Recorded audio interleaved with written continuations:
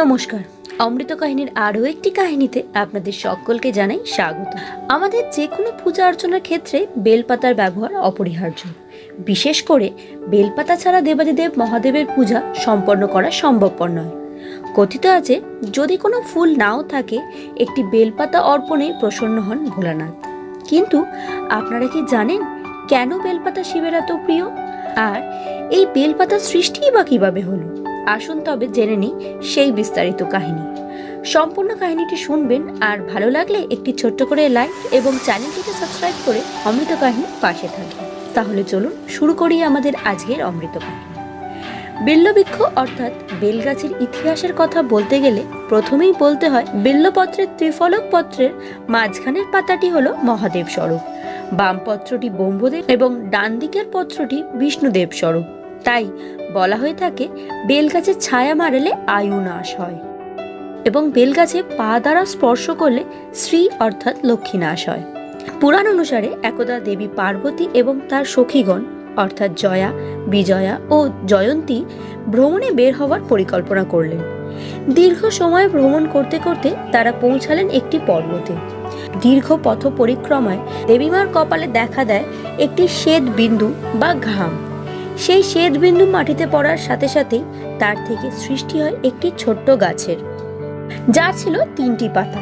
তখন দেবীর সখীরা বলেন, এই বৃক্ষটি তোমারই অংশ, তাই তুমি এই বৃক্ষের নামকরণ করো।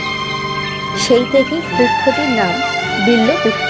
পরবর্তীকালে দেবী নিজের দেহের নানান অংশ বৃক্ষে স্থাপন করলেন, যথা গিরিজা রূপে তিনি রইলেন শিকড়ে, কাত্যায়নী নামে ফলে এবং দুর্গা রূপে রইলেন ফুলে।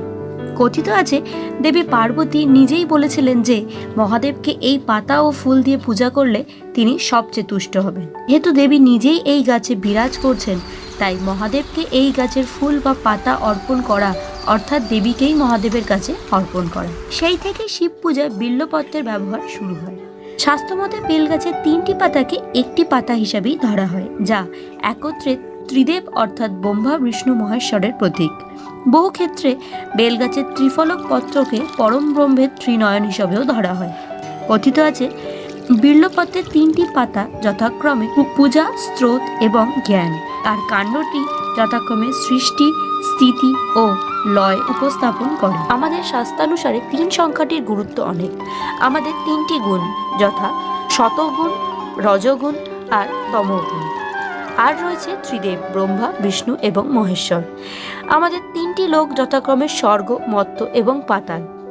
তাই বলা হয়ে থাকে মহাদেবকে বেলপাতা অর্পণ করা অর্থাৎ নিজের 3 গুণ, 3 লোক সবকিছু তাকে নিবেদন করা।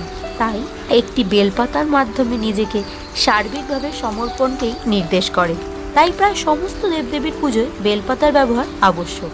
কিন্তু অসম্পূর্ণ বা ছেঁড়া বিল্লপত্রকে ধর্মানুষ্ঠানে অর্পণ করাকে পাপ কার্যের সাথে তুলনা করা হয়। পুরাণ অনুসারে বেলগাছের জন্ম সম্পর্কিত আরও একটি কাহিনী জানা যায়। একদা দেবী লক্ষ্মী ভগবান নারায়ণের কাছে প্রশ্ন করেছিলেন, আমি কি আপনার কাছে সব থেকে প্রিয়? দেবী লক্ষ্মীর এই প্রশ্নে বিষ্ণুদেব হেসে উত্তর দিলেন, মানুষের কাছে প্রাণ যেমন প্রিয়, তুমিও আমার কাছে ঠিক ততটাই প্রিয়। কিন্তু সবার উপরে যদি কিছু প্রিয় হন, তবে তা স্বয়ং মহাদেব আর তার সত্যিকারের ভক্তরা।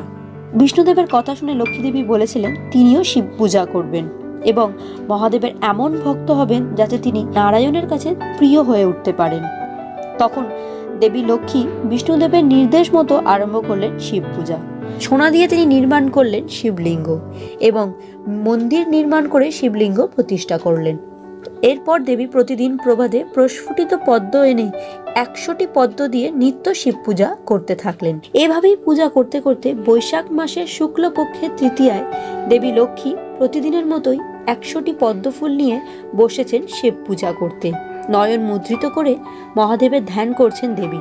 সেই সময় ভক্তকে পরীক্ষা করার জন্য মহাদেব 100টি পদ্ম থেকে 2টি পদ্ম ফুল সরিয়ে দিলেন।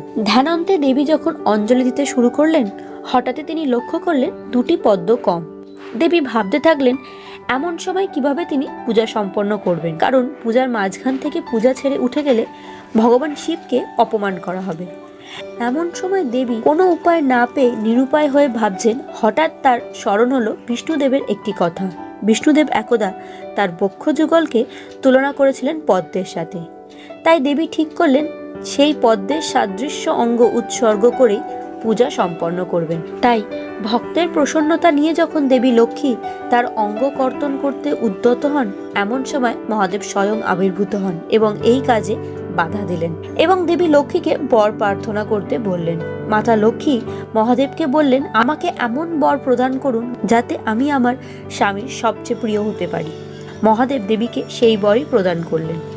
কথিত আছে দেবীর সেই অঙ্গ থেকে মর্তে বেলগাছের জন্ম হয় এবং তার পত্র স্বয়ং মহাদেবের ত্রিনয়ন হয়ে থাকে।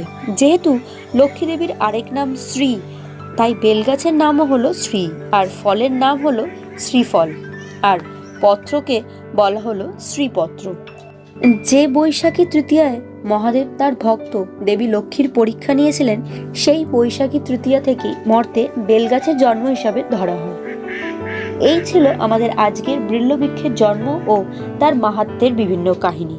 কেমন লাগলো আপনাদের এই কাহিনী অবশ্যই জানাবেন, আর ভালো লাগলে একটি ছোট্ট করে লাইক এবং চ্যানেলটিকে সাবস্ক্রাইব করে অমৃত কাহিনীর পাশে থাকবেন। দেখা হচ্ছে অন্য কোনো দিন অন্য কোনো অমৃত কাহিনী নিয়ে। ততদিন ভালো থাকবেন, সুস্থ থাকবেন, অমৃত কাহিনীর পাশে থাকবেন। নমস্কার।